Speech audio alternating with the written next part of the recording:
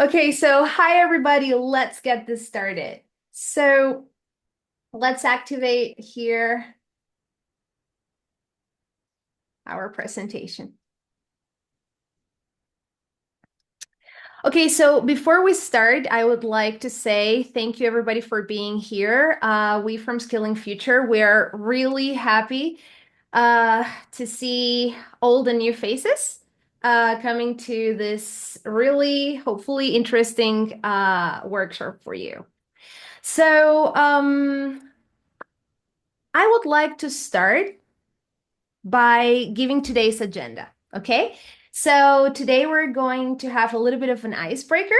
Then we're going to state why AI literacy matters for educators specifically, debunking AI myths and misconceptions, understanding AI and misinformation.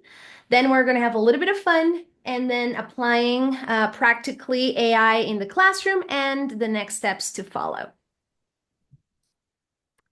So, a little bit of me. I have been an educator for over 15 years, specifically in the field of ESL, English as a Second Language, and then AI came, right? So I jumped all in. I went all in artificial intelligence, specifically by the end, or yeah, by the end of 2022, little after ChatGPT came out. And after that, it has been a nonstop roller coaster of learning for me when it comes to artificial intelligence and Gen AI. And I have been involving my students and my fellow teachers to get into artificial intelligence as well. So, what I do right now is craft trainings for educators as well as for students that they can adapt into their curricula. And basically, my philosophy is to work with practical real world scenarios where we can develop our critical thinking and, of course, sprinkle it with AI. So let's get started. All right. I would like you to write on the on the chat. What's the first word that comes to mind when you think of AI in education? I'll give you your time to type so I can read you. And of course, those are going to watch this video later on at home or while you're doing your commute. It's actually really interesting that you take your time to think about this as well. All right, so a lot of people say the future, innovation. What else? Does anybody have like any not so positive thoughts about AI in education, perhaps? Because I hear that a lot of my colleagues are afraid of artificial intelligence and what it can do, or what it can represent in their work. Okay. Uh, Jonas says brainstorming. One of the things that I love about today's audience is that everybody is like very positive about artificial intelligence. Flexibility is another adjective that pops in. Well, personally, if you ask me, as an educator, there isn't a better time to be alive. Especially if we get to understand what artificial intelligence is. How can we take out the hype of it and really learn how to apply it in the room? So, why artificial intelligence matters for educators? We know that artificial intelligence is no longer a distant concept. We have not only have been talking and listening in case that you have been actively involved in artificial intelligence or the artificial intelligence movement in 2024, or even earlier than that in 2023. So, yes, Shahida? Shahida, you wanted to say something? No? Okay. All right. So, as I was saying, because artificial intelligence has been there in the back of our minds from 2020, 23, 24 for us that maybe for some educators is like something new. We have to understand why it matters. So to understand it in a way that to give you some back information. According to UNESCO's Guide for Generative AI in Education, specifically in 2024, AI literacy is, and I quote, is as crucial today as digital literacy when we are talking about the times when the internet came.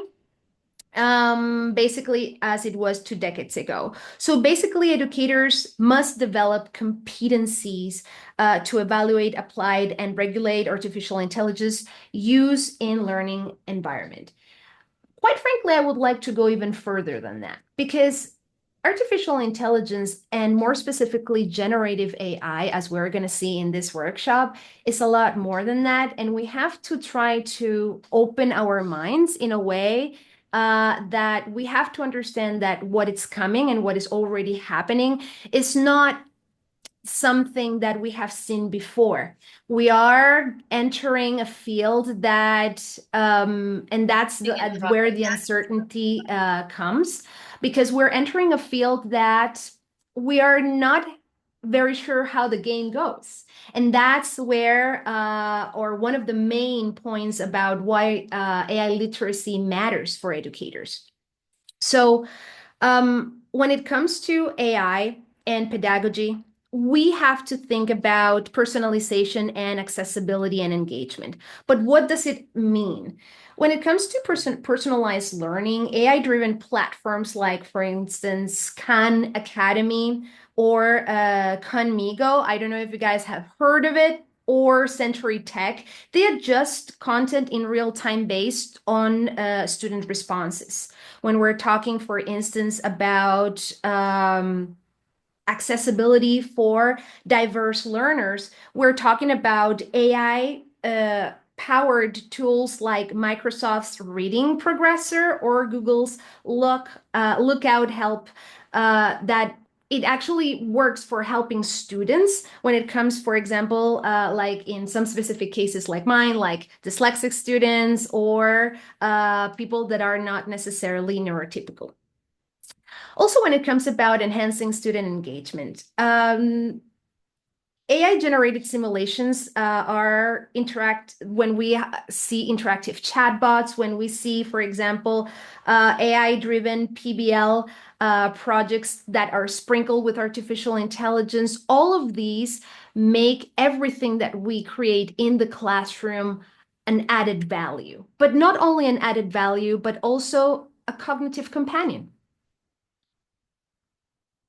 So when we're talking about AI and assessment, it's about rethinking feedback and how we evaluate.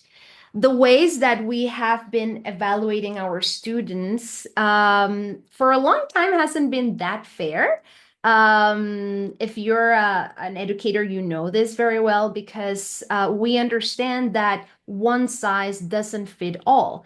But artificial intelligence is here also to help us in that aspect. When it comes, for example, about automated grading with AI, AI-powered tools like Gradescope help analyze open-ended responses and reduce teachers' workload. We understand this very well. We don't have to take homework for the weekend in our case. Formative feedback tools. Platforms like Turnitin's AI writing detectors are now detecting and analyzing generated content, which is a good help, but we have to be careful when it comes to working with this sort of tools, rubric-based AI assessments, and so on. AI and classroom practices. We also have to understand the ethical uses and when it comes to digital citizenship. AI as a co-teacher, we have to understand that when we're talking about co-teachers, as I said, it's like this cognitive companion. It's going to help us craft lesson plans that are beyond the expected or the common use of typical AI planning. And also when it comes as research for us teachers to uh, make material that it's a lot more useful for our real, and we can customize it for our students that are in the classroom and not the idealized students that sometimes most books are created for.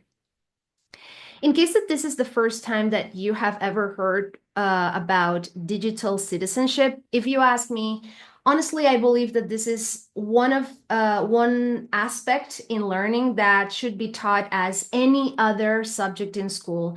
Basically, because digital citizenship refers to responsible and ethical uses of not only when it comes to artificial intelligence, but everything related to the digital realm. So as educators, it's not that this is something that we have to just um, put an eye on. We have to definitely delve now more than ever. And also not just for us educators, but for our service as teachers for our students. So what does it mean? One of the key aspects of digital citizenship that it's highly it's not that they're overlooked, is that they're approached in a very simplistic way sometimes. So we should take the lead and being responsible related to our digital citizenship. And according to the International Society of Technology in Education and UNESCO, here are some points of how digital citizenship should looks like. When it comes about, for instance, digital literacy, it's our ability to critically analyze and create and use digital content responsibly. When we're talking about online safety and security, protecting personal data, privacy, and cybersecurity practices, especially if we are school principals, if we are in the administrative aspect of education, this is a very important point now more than ever. Ethical use of AI and technology, it basically focuses on the understanding of bias, misinformation, and responsible AI use. When we're talking about digital communication and etiquette, engaging respectfully online, on discussions and emails and social media in general. Our kids, our teenagers, they have too early access to any of these platforms, and it is dangerous. If it's dangerous for an adult, imagine how vulnerable teenagers and kids could be when it comes to this aspect. So this is not something that we should be informed. This is a must to involve our students in the conversation and the parents as well. Also, when it comes to cyberbullying prevention, it's recognizing and addressing harmful online behaviors. And I go back to the ethical aspect. Nowadays, when we're talking about AI literacy, we have to focus on the ethical part and reinforce this in our students and have these open conversations in class about the right and wrong. Then, when we're talking about digital footprint and reputation, it's understanding that online actions have long-term consequences, and it's about using large language models, for example, that they need a huge amount of energy that are 24/7 working in the back. We need to understand how to use this responsibly. And then finally, access and inclusion. It's ensuring fair and equitable access to digital resources and tools for all learners.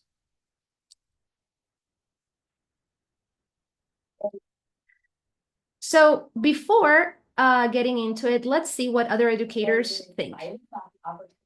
For AI to be a one-on-one tutor or a writing coach? I try to come back to the two biggest skills that we need to be developing with students, which are creative and critical thinking skills. Those are the two sustained skills that are going to outlast any type of technological advancements. We are focusing a lot more on the process. We need to start where we have the technology already, developing ways in which we introduce these to the students and then spread this knowledge with our colleagues around the world. So all students are ready and capable of not only using the tools, but still retaining their ability to think.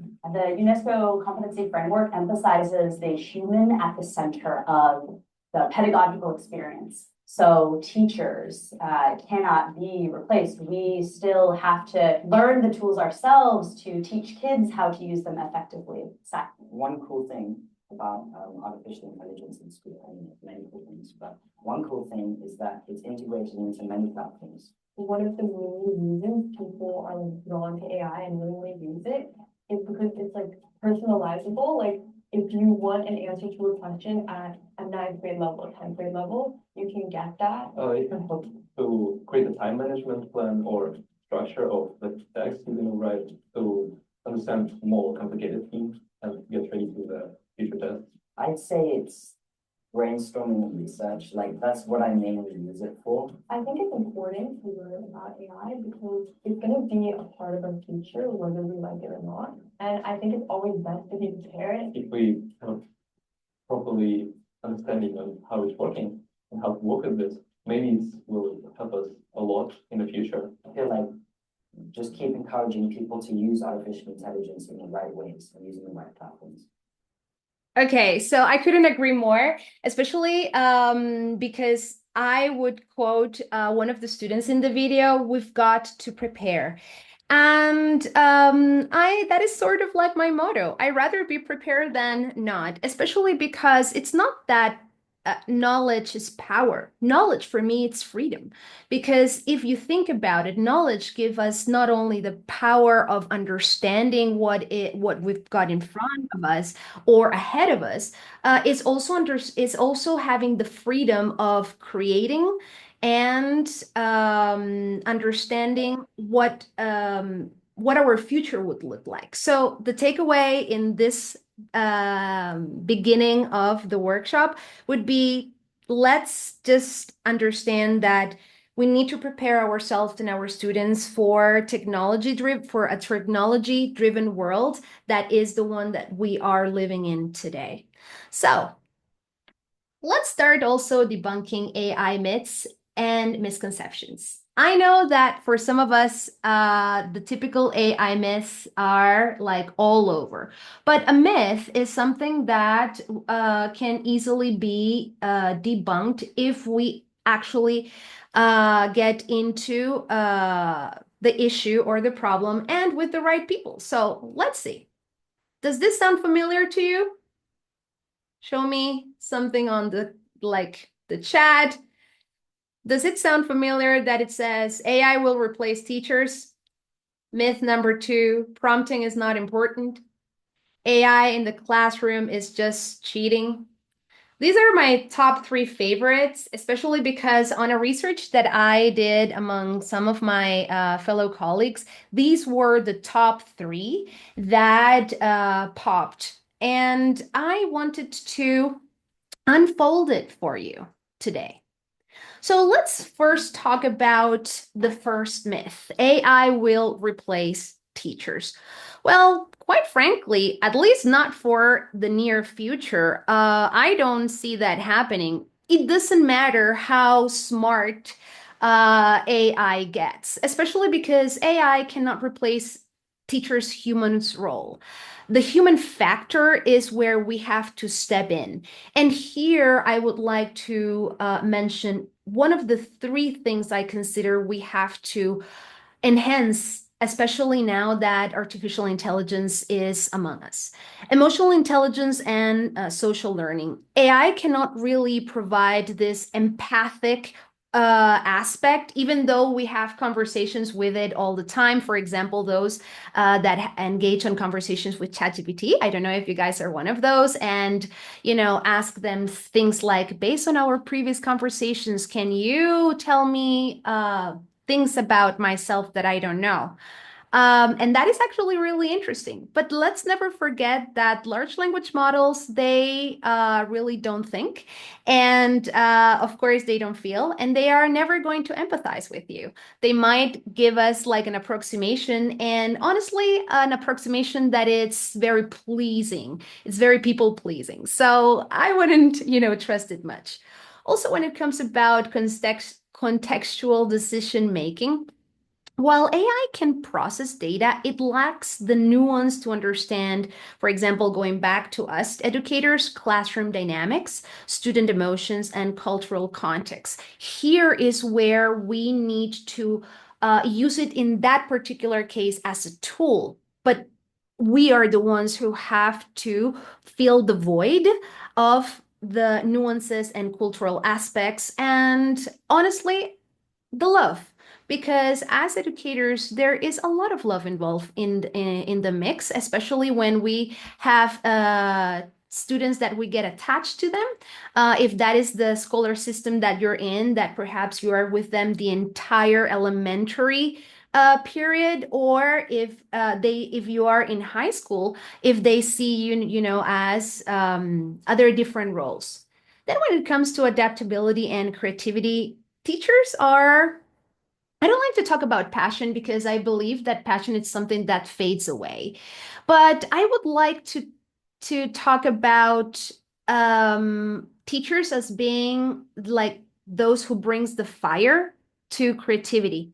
Basically, because if AI is going to help us do things better, let's say that the teacher is that person that is going to ignite that creative aspect in our students, and then they can also be creators of anything that they can think of. Then here are some education systems around the world that they use AIs to support their teachers. Here are some specific examples: Finland, Singapore, Estonia. I'm not saying that their systems are better or worse. I'm simply saying that in this particular case, they have been early adopters, not necessarily of artificial intelligence in the past. Now, yes, but they have been digitalizing their classrooms, and then, of course, the natural step was to adopt AI in a level that it was really easy for them to move forward. So in Finland, for instance, they are using it to let teachers focus on the social interaction of learning. In Singapore, they're using it so the teachers can focus on the actual teaching of the lesson, and not the creation of the lesson, that it's like the heavy load of it, at least. Here in Estonia, they're automating the tasks. This is something that we're going to talk about today, because I don't know if you guys have heard, or if you have listened around, that 2025 is going to be agentic, or it's all about automation. This is actually funny, because in the end, if you don't know what it is, you're going to be like, sure, like you're going to, like, I don't know, I don't care. Should I care? So, first of all, yes, you should care. And second of all, in this particular case, when it comes about automations, there are many apps out there that are simple, and you don't have to stress out into learning something new, because I understand that this is something that brings us a lot of anxiety. If at least it brought me a lot of anxiety back in the day when I was learning. Now, the second misconception is about prompting. Let's specifically talk about large language models. They are created to be talked to in natural language. So if they are created to be talked to in natural language, it's only logical that we have to craft our messages better. Honestly, as a person that has dedicated over 15 years of her life into communication and how we interact one with another, um, prompting, which is basically the task that we insert in the large language model that gives the instruction, have to be crystal clear in order to have quality. So we can avoid basically a garbage outcome. We can avoid bias, and therefore more depth and a better critical process, not for the large language model, for us. Here's an example of what a good prompt versus a bad prompt looks like. For example, give me a history lesson on the Industrial Revolution. It's generic, it lacks depth, and quite honestly, it creates like a good amount of nothing when it answers. Whereas if you say something like create a student-friendly interactive history lesson on the Industrial Revolution for a 10th grade classroom, include a debate activity on its social and economic impact and primary source analysis. That is something different. Now we're talking about something different because in the end, remember that the large language model is going to provide that lesson plan or that conversation that you want to have with it in a much more clearer way. Think about it in this way.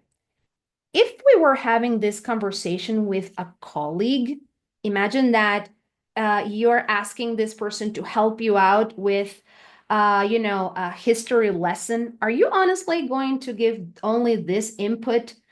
Your colleague is going to look at you like blinking, like, what do you want me to do with this task? It's nothing. So imagine to do it in a similar way with large language models. And by the way, on Skilling Future on our platform, we have an amazing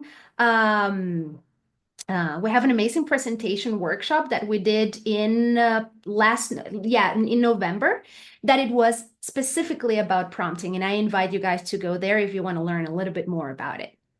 And then the last myth that I wanted to tackle on today. AI in the classroom is just cheating. Let's understand that it is not. Basically, because yes, large language models and AI in general can be misused. But of course, if we teach our students, and this is basically my point, if we can teach our students, and of course, firstly ourselves and then our students, it can enhance critical thinking, research, and creativity. It's not about just knowing what is the output or how the output is going to be but also understanding which are the exact tools that we need to be used in order to obtain that information that we want, and the ones that also we are allowed in the school. This is actually something really important. So basically, what I encourage you to do is to understand the following. When it comes to this idea or this myth, let's look at this first scenario. A student copies an entire AI-generated essay and submits it without modification. This is plagiarism and academic dishonesty. Clearly, right? This is what we're fighting with or against every day in the classroom because we, the teachers, and the schools or people in uni, we're not necessarily very transparent or clear to what is the extent that a student can use artificial intelligence in the classroom, which are the tools that they can use.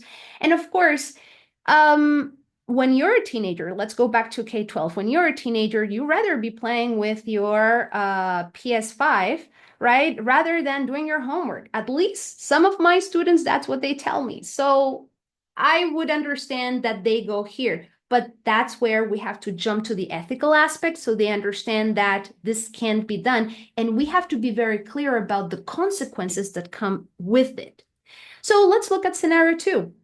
A student uses AI to generate an outline, then writes their own essay based on that outline, incorporating research and personal analysis. This is what we're talking about. This is ethical AI use. AI assists learning rather than replacing it. For example, this entire presentation, I co-researched it with ChatGPT and Claude. And I'm really happy that I had that support because usually with my workload, it would have been insane to deliver anything of some sort of quality without that help. Amazing, right? So let's understand language a little bit. What is AI? A quick overview. So I know that perhaps you understand AI like as everything, but we have to make very clear that it's not. Let's understand that we've got AI versus machine learning and versus generative AI. Okay? So when we're talking about artificial intelligence, it has to be understood as that broad thing, that gigantic bubble that covers it all, right? When we're talking about machine learning, and this one is a little bit more technical, is it's where the machines learn the patterns and the data that is being fed. And then here's where we are right now. We are talking always about generative AI. When we talk about AI, yes, especially when we talk specifically about ChatGPT, or when we talk, for instance, about Claude, now that I have mentioned it, it's basically that, generative AI. So here is where we can talk about text, images, audio, and video, also based on those patterns and data. So let's be very clear about this part though. Generative AI, like the models that I have mentioned before, they don't think. They predict and generate responses on past data. And now we are really lucky because we are able to connect our large language models with the internet. So it makes the experience a lot more fuller. So let's get into AI's role in content creation, assessments, and automation. When it comes about content creation, I feel that I don't like to use the word magic, but that is at least the sensation that you have in your mind, because if you think about it, you can save hours of your day or your week just by using the right tools. So, for instance, we can to talk about the basics like quizzes, lesson plans, summaries, explanations, emails crafted to the parents, all that sort of thing. For example, I would like to mention Curipod or ChatGPT, right? When it comes about assessment and feedback, I've got to be a little bit careful with this one because it has a lot of gray areas because it's a little bit biased. But yes, it can tailor feedback for us. And in this particular case, we've got to always remember the ethical practices and understand that it's better, at least for the now, you always being the person who judge the quality of your students' work rather than, for example, inserting the essay in in an artificial intelligence detector, if it's been used or not, because actually it can give us the wrong answer and therefore us fail when it comes to assessing or giving the feedback to our students. When it comes about automation and admin tasks, and this is like little gems and they're free. This is one of my favorite things, that they're free. So, or at least the free aspect of them is kind of like more than enough for what we need, at least for now. So look at this. We've got Socrative, that it's AI powered assessments, powered assessment tool that tracks our students' progress, is amazing. Otter AI, I think that we're using Otter AI right now. In this moment, you know, like to get the main pointers of this presentation, we're using it right now because it transcribes lectures, meetings, and more importantly, it gives us notes.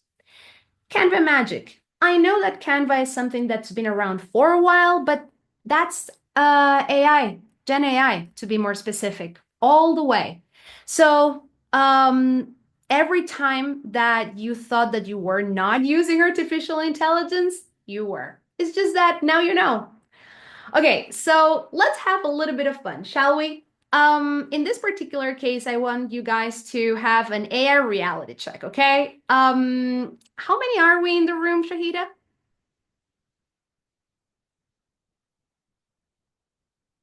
We are 9. We're including 9. you and Okay. me. Okay, so I think that we've got enough people to have breakout rooms, okay? So listen up. I think that it's actually really cool if you guys could take a screenshot of this. What is it that we're going to do? What I would like you guys to do is to first take a screenshot of this, and I'm going to send you to your breakout rooms. And you're going to decide which of the sentences that we've got here were generated with artificial intelligence, and basically if they're true or false. Okay?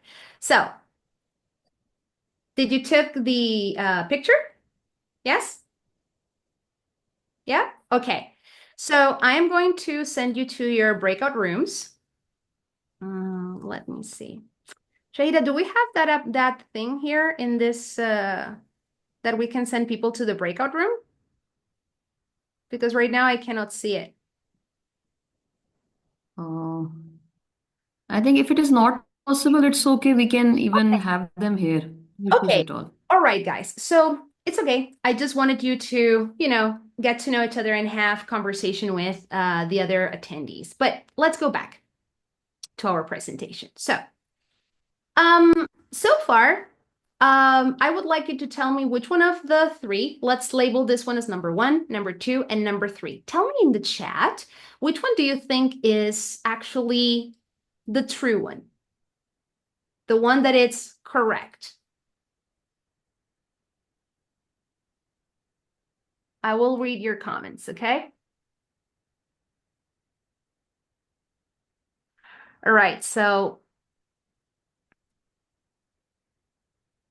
take your time and tell me in the chat, which one do you think is true? Okay, Shahida says that number 3 is false. Okay, anybody else? And think about the information, especially because look at this as the following.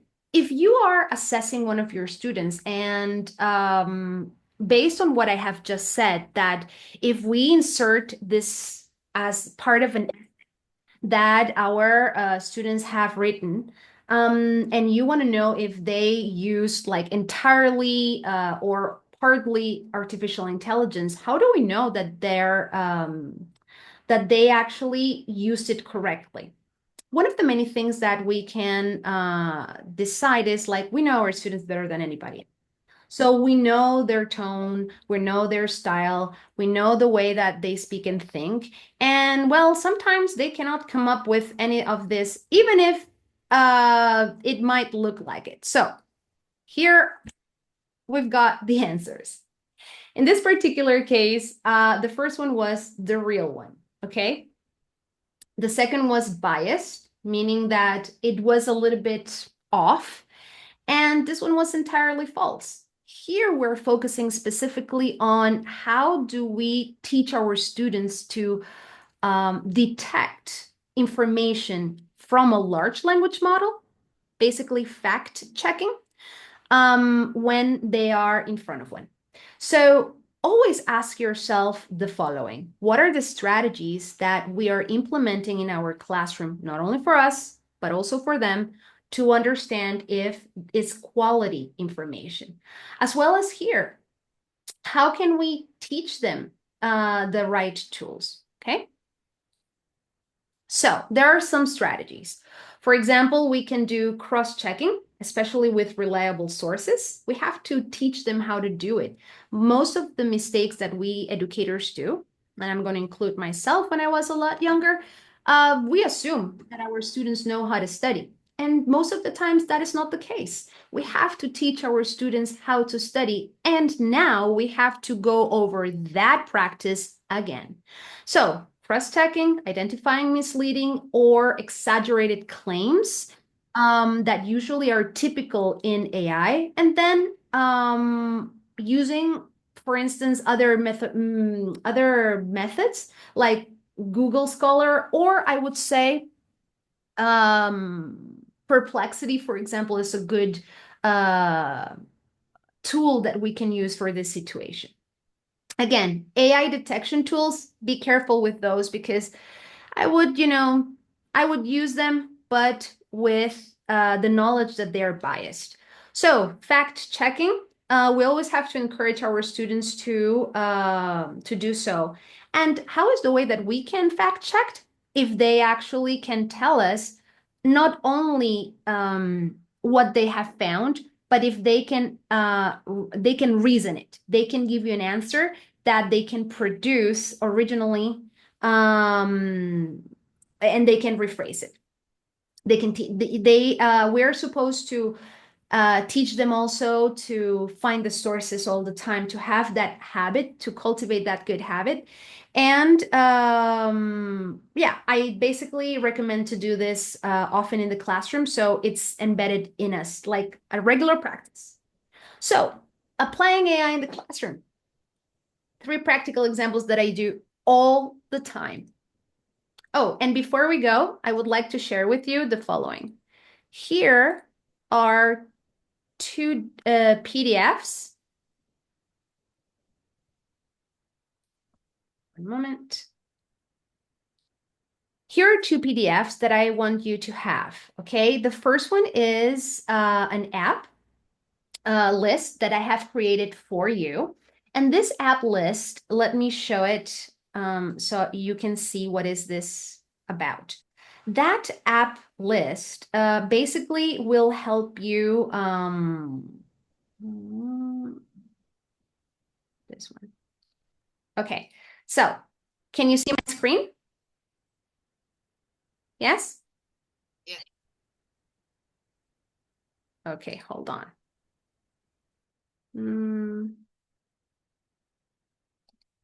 Okay, so sorry, this one. Document number 1. This one here is a list that I have created with AI generative glossary essential concepts, okay? So you understand the vocabulary that it's being used out there whenever you read an article, whenever, for example, you read a report, if you want to delve into the context a lot more, now you know, because these are the basics that you should know in order to understand whenever it is that we're reading an article or a document that it's AI related into education or in general, really. Then we also have the following. There is this document that I also have created that it will help you with some apps. Hold on. I am going to share it right now.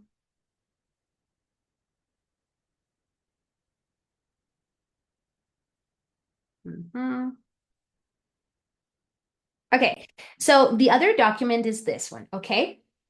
This one are apps that I have selected that they are safe to use in the classroom, but of course, always if they are under 18, let's be responsible and communicate this, you know, to first of all our schools that we're going to be using that tool and to the parents, okay? So here are some links that I have found for you, and also some readings that I thought that they were really necessary for us to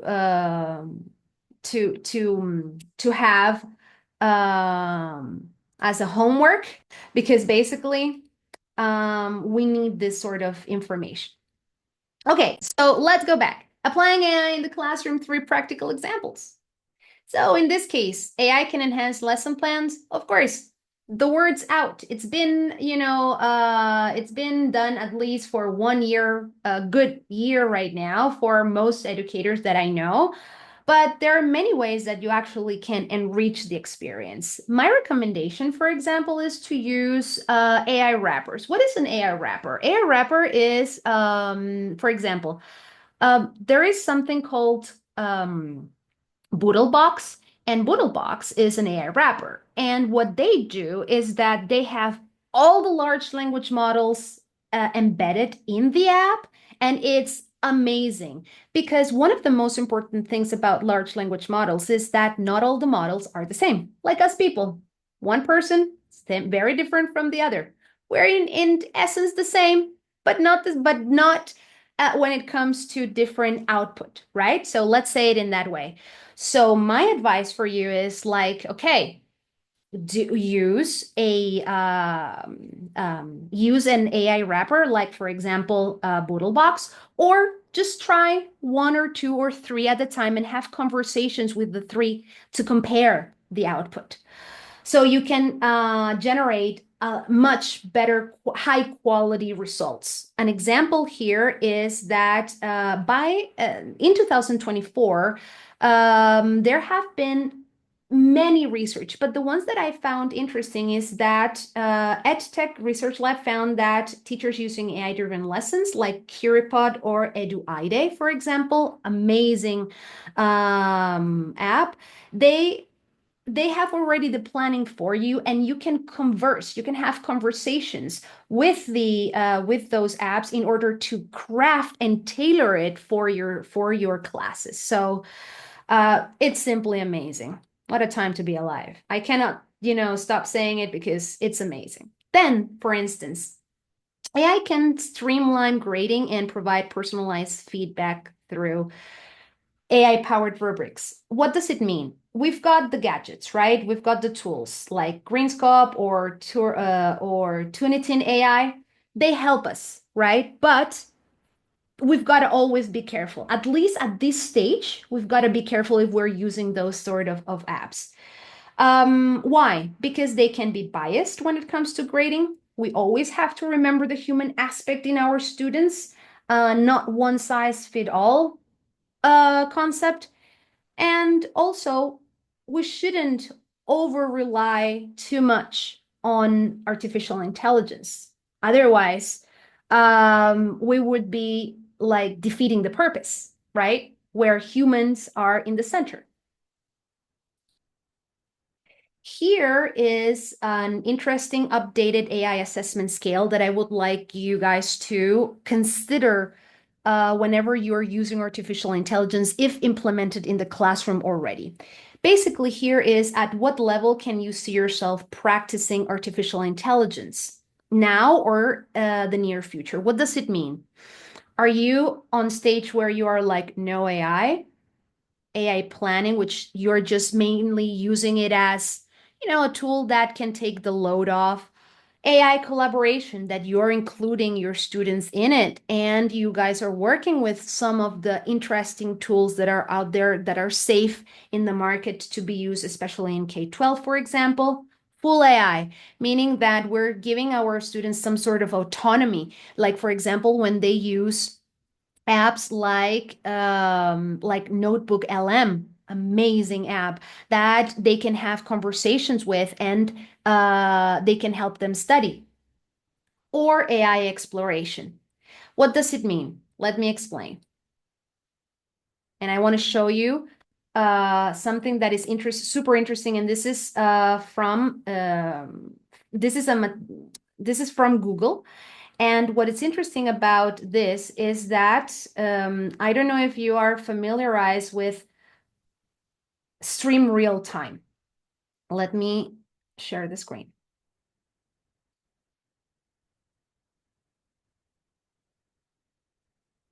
Okay, so here it is. In case you guys didn't know it, Google has an AI studio. So you just go and find it in this way. I'm going to paste it here in the chat so you guys can have it. And what is it that it does? What is cool about this and what blows my mind is that here is where I want you guys to go. You, as an educator or our students, can have safe conversations that, okay, that is something that they can do with ChatGPT, but in this particular case, it's sort of like tailored to study. So it's actually quite safe if we teach our students to give the right prompts and to have the right conversation. And show Gemini, meaning that if you are with your phone, you can share, not only show it what is it that you're doing in that moment so it can explain it to you with your phone. Like, for example, like when you call your mom or dad, like, Dad, how is it that you change a tire? Real life story. So in that case, you will have sort of like a phone call with it and then share your screen. It's amazing. This one particularly, it's amazing because you would share your screen and without bothering anybody, you would, be fully independent in your learning and tasks. Again, amazing. So going back to our presentation. Okay. Hmm. So, as I said, ask yourself, what is it that you are right now in order to know if you could implement it in one way or the other. And I know that I am not sharing my screen. Okay, so the third example here is role plays. We know this. We can use, as I said before, we can use all these tools in order to help our students facilitate their studying, as I said, as a cognitive companion. If you are a language educator, it can do amazing things. Like, for example, Speechify is one of the apps that I love using, especially because it's not that they can have conversations with it, it's just that it helps them with their mistakes when they are, for example, preparing for exams. Or, for instance, Elsa Speak, our beloved ChatGPT here, and Duolingo that now it's powered with, well, AI. And of course, simulations for critical thinking. Well, yeah, you are the one who's going to do the critical thinking. The chat or the large language model is just going to pitch, out there ideas, and you are the one who's going to be doing the work. So yeah. So what are the next active steps that I would like you guys to take in order to implement it in your life and in the classroom? Well, according to UNESCO, AI's competency framework, this is how it looks like, okay? And especially when it comes to education. Always remember that it should be human-centered, and we have to always have a human-centered mindset,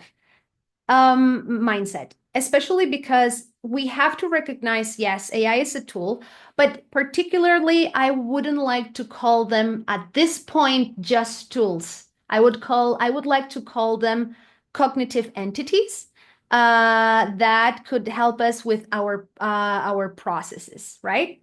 Then ethics, AI ethics. Here we have to really jump into it because our ethical and responsible practices are the ones that are going to make the difference in this entire, let's call it, phase of education. Let's see where that takes us. Hopefully, we are the ones who are going to be shaping the conversation and not letting AI use us, but we use it. AI applications and techniques. We have to be knowledgeable. I'm not saying that you become an AI specialist. That's why you have us. I am telling you that you become AI knowledgeable in order to understand what is good and what it's not. That's it. And from there, you're free to do with that knowledge whatever you please, especially for the sake of your students. And finally, AI in pedagogy, when it comes to, okay, the same framework of UNESCO, is about integrating it, for example, in project-based learning. PBL, we're all about it. And encouraging students to understand AI not as this superfluous tool, but as something that it's definitely life game changing for them. And of course, not to mention our professional development. So here, if you like, please screenshot this, are basically how it's sort of like a framework where you can use in order to more or less understand what I have said before in a much more compartmentalized ways. And this one particularly is one of my favorites because it's for our students. So, as I always say, don't play the old game better. Build, redefine, and activate your AI skills now so you and your students can play the new game in the future. Thank you very much for your time and your attention. Okay, Thank you so much, Andy. We do have a question. Marva has asked that can you suggest any resources for students for effective prompting?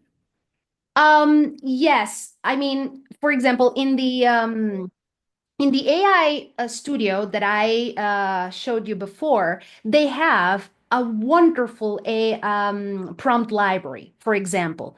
I would suggest also creating a session in your classroom in order to create prompts with your students after you have watched, for example, our tutorial about how to prompt correctly on our page on Scaling Future. Is actually really interesting because I give you the framework and the guidelines to how to prompt correctly.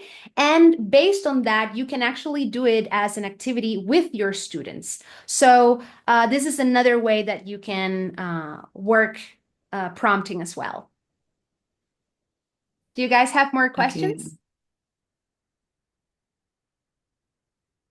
You can ask if anyone has any question. Andy is here. She will answer your questions. First, Or any comments you would like to share.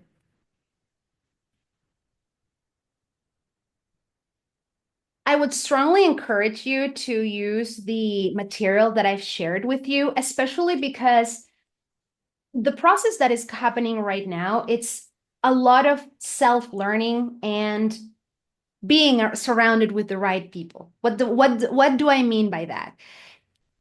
Take go to an AI in education group, try to talk to others, build knowledge together, because this is not a solo trip. This is something that we're all together doing. So this is my invitation for you. I think that there is here ma'am, is there any, oh my God, ma'am, I felt old. Okay, is there any tool for removing plagiarism from text? Yes, but that wouldn't be that ethical, wouldn't it? So the thing is, thank you for asking this question, actually, because we as educators are the ones who we can openly tell our students, hey, this is the tool. Go ahead. You're going to use it. Fine. But what is it that you're going to do with it? Because I am going to assess you differently. So they can do whatever it is with the outcome that they have, for example, that they have created. Let's say that they have fully created it with ChatGPT. Fine. But there is our role in assessing the knowledge. Okay, let's see. Let's have, for example, oral tests with them. That there is no escape. If you studied, you studied, and if you didn't, you didn't. So this is a good way, for example, to assess our students. But more importantly, I am a person that uh, prefers doing that prefers to prevent, meaning that I rather teach my students the ethical road and the ethical path that they should follow in order for them to know that sure they can do it because it's out there and it's free as a tool, but they're going to waste their time and everybody's time, and there are going to be high consequences for them as they do so. So it's basically what a good friend of mine once told me. Just because a car or a person have left their keys in the car, you're not going to go there and steal it, right? Just because the key cards are there. So that's the conversation that we should have been having in the classroom. Any other questions?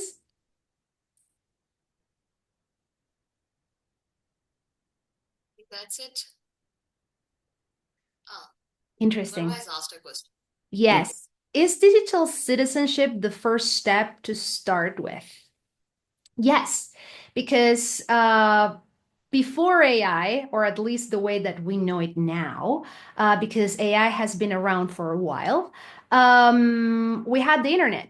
And one of my claims is that we shouldn't make the mistakes that we did when the internet came. So if we could go back to the 90s, for example, I am a kid from the 80s and I grew up actually in the 90s. And the thing is that when the internet came, it was a jungle. It was crazy. And if you think about it, all the things about cyberbullying and the crazy pages and the DIB internet, all that sort of thing, that and cybersecurity things that we should have been taught back then, 20 plus years ago. Imagine that, but with artificial intelligence. So it is dangerous. And again, for me, it's mandatory that we start talking openly about it in the classroom for our safety to start with, and then, of course, our students. because then we're not going to know how are they going to differentiate what is real or what is not? Let's talk about images. And so on and so forth. So yes. The role of AI in research. Wonderful question. There is an app, well, a page actually, that it's really interesting, and it's called Elicit. Elicit, Elicit. I'm going to find it over here so I can share it with you guys. Now, one of the things that I like about this page to research is that it's safe. The data that it has, it's safe and it's backed with real data, real information, real paper, real research. So we have to look up pages that are like that. And if you have visited that website and you're like not too impressed, which I don't know why, because it's cool, you can always ask Perplexity or ChatGPT, connect first to the search button. So you can connect to the internet and ask, hey, I have this link. Can you find 10 different options that are as safe and as good as this one? And it's going to give you the result. Beautiful. And why is this important? Because you're not going to go through Google that is going to bury you under a lot of publicity and things that you don't need or want, for example. So yeah, you're basically going to be saving time, which is one of the most important things nowadays, even more than money.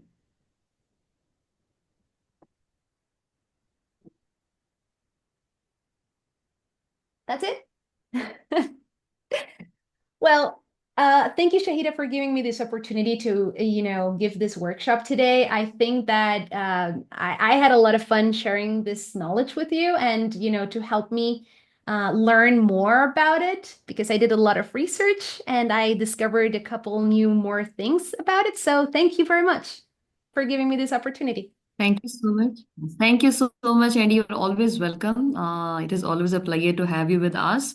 So we will be having more workshops on next upcoming Saturdays. So do follow our Skilling Future page. I have already shared the links with you.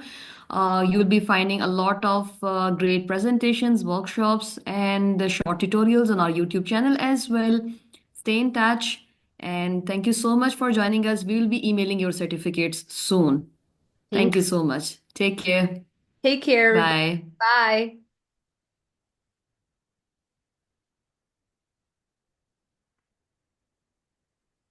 You're welcome. Thank you, everybody, for the lovely messages. Thank you. Bye.